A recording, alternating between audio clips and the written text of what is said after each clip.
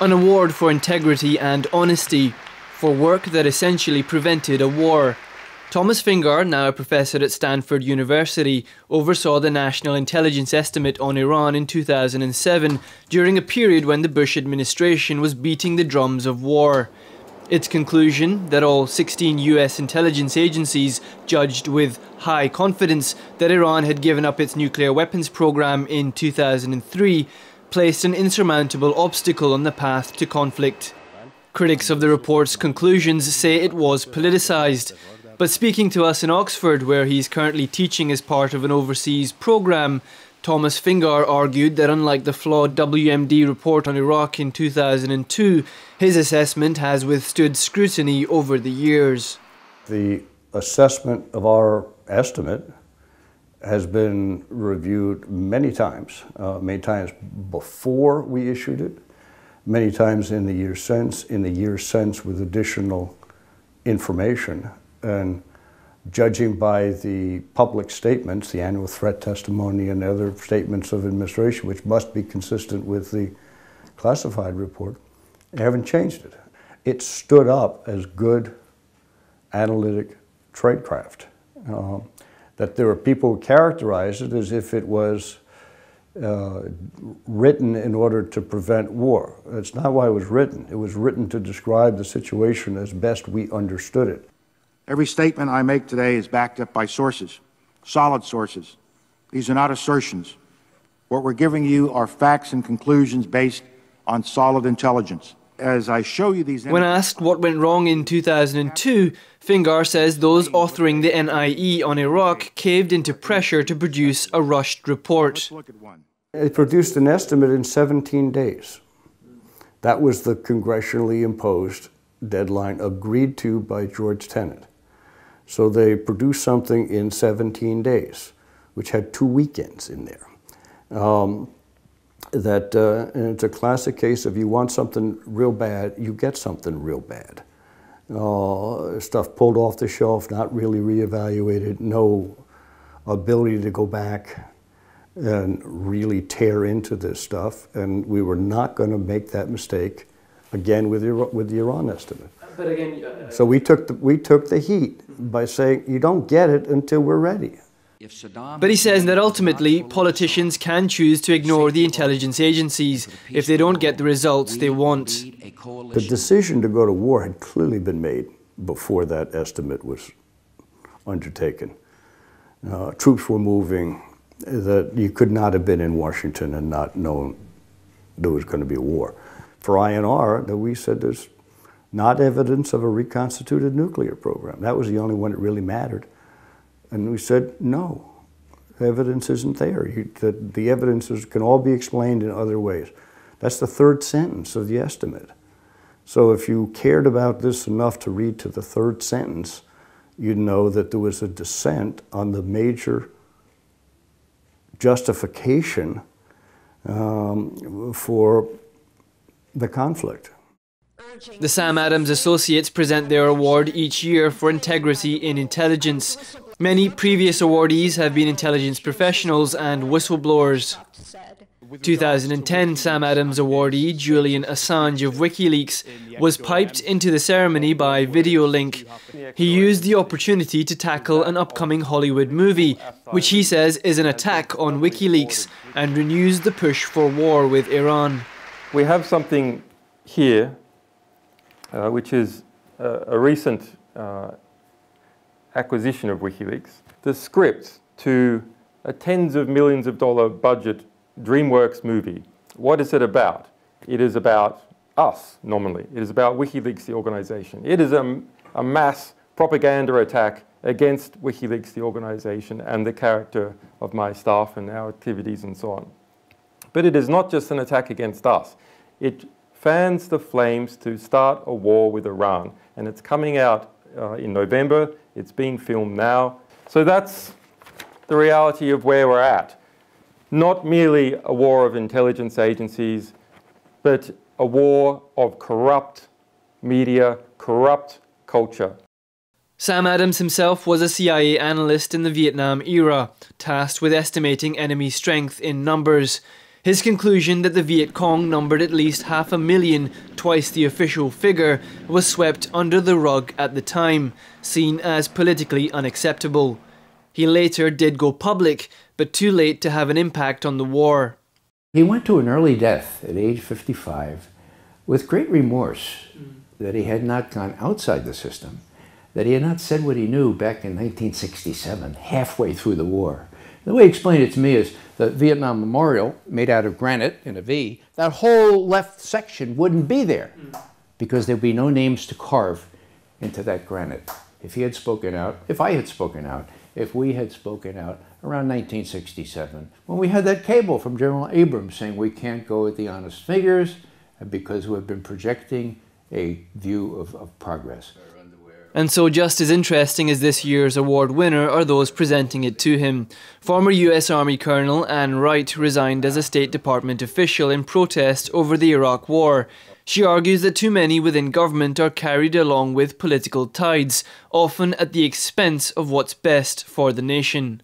There were so many people that were a part of the decision to go ahead and invade and occupy Iraq that knew better, that knew that the rationale for it was wrong, but they went along with the senior leadership of our country who, for whatever reason it was, whether it was for oil or for whatever it was, wanted to take out the Saddam Hussein regime. Like other Sam Adams associates, she sees whistleblowers as an essential check to keep the system in balance.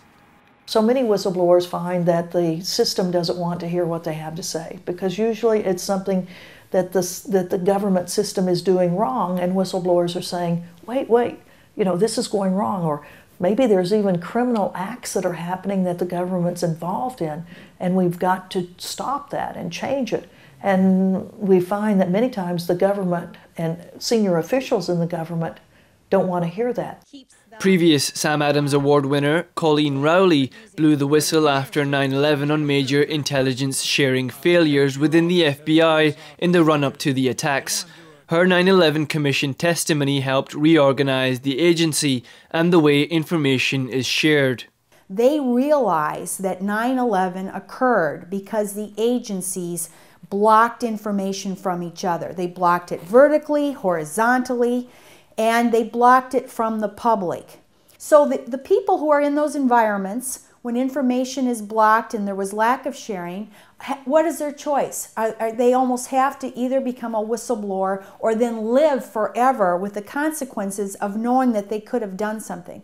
That's why WikiLeaks, or a method of sharing information, and of course I talked about sharing information between agencies, but it's also with the public. The 9/11 Commission said if the information even had been shared of Moussawi's arrest, that would have probably prevented 9/11. So it's an incredible situation that people don't realize. Most people think secrecy is protecting them, and it's the exact opposite.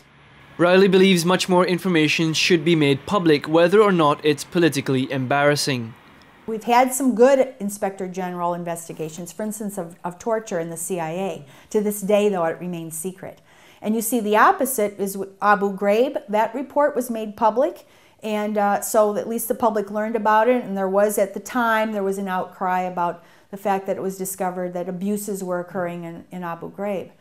But the CIA torture report was still, I think it's probably a good investigation, but the public still doesn't know. And so what's happened? There's a movie out there that's using a false narrative. The public doesn't know that it's not even false. How would they know? Because they've never seen the truth.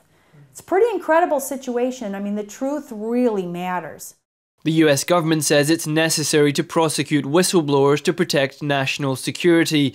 And for whistleblowers who do choose to go public, the consequences are increasingly dangerous. Especially under Obama. There have been prosecutions, I think it's 7 now, twice as many as all presidents of all time under the official Espionage Act.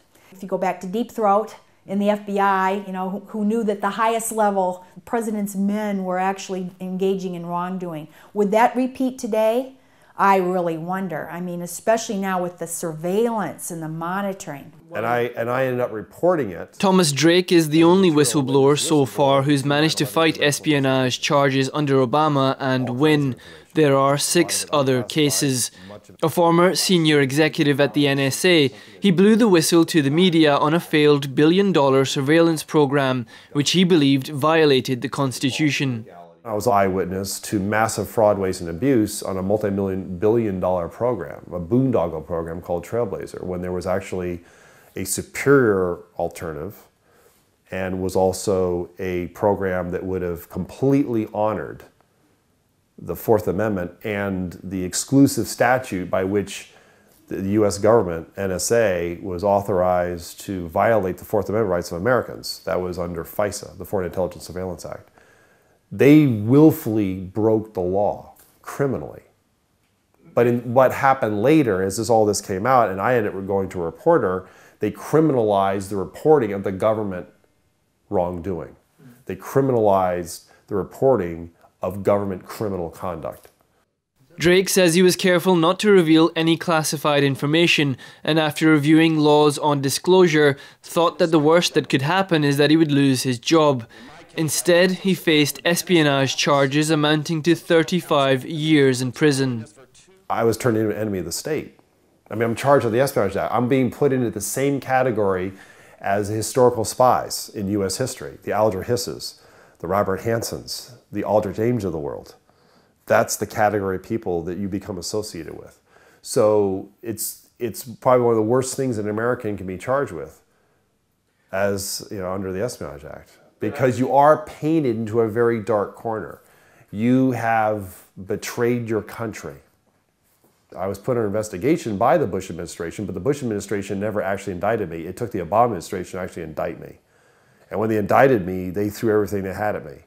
You know, in 2008, his presidential campaign, he actually lauded whistleblowers.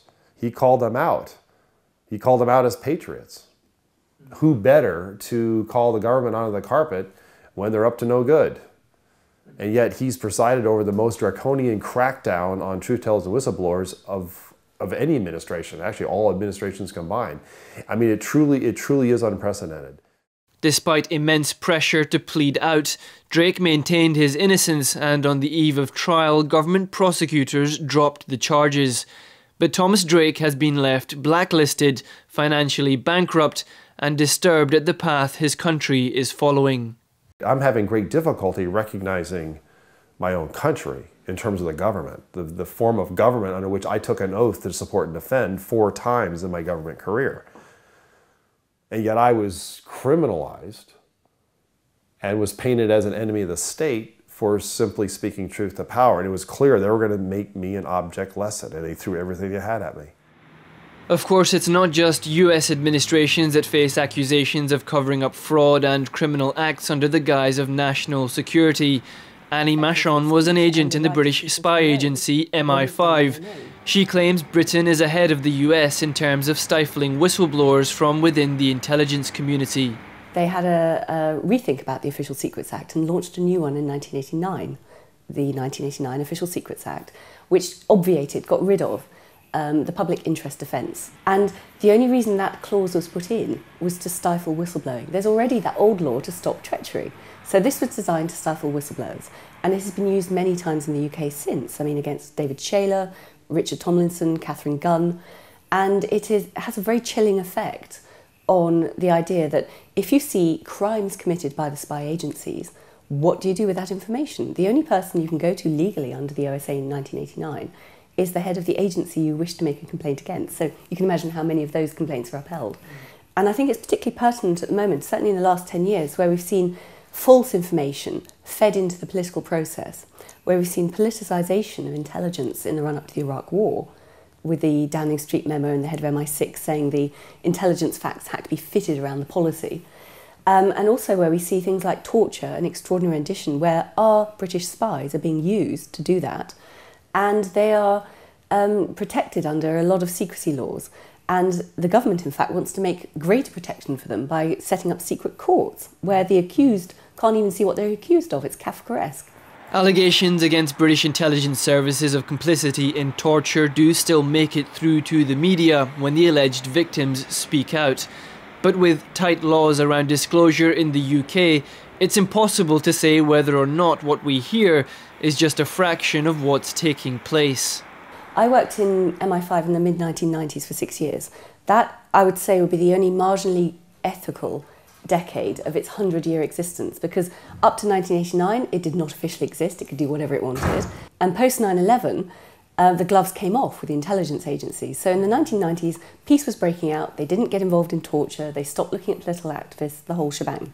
So that was actually the more ethical era. And yet, in those 6 years, David Shelley and I saw so much going wrong that we felt compelled to blow the whistle. So how much worse is it now? That has to be the question. I think all we are seeing now with extradition and torture cases is definitely very much the tip of the iceberg. It's clear that the act of whistleblowing, even in the public interest, is under serious threat.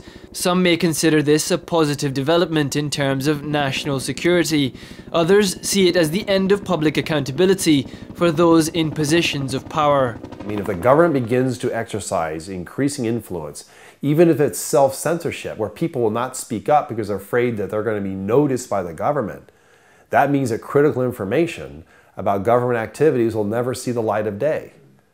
And especially the secret side of government, you would think that that's the part of the government you would want the most accountability with. Well, if they're choking off the sources and they're making it very clear, even though I was able to prevail and hold off the government and remained a free man, well, the message was still sent.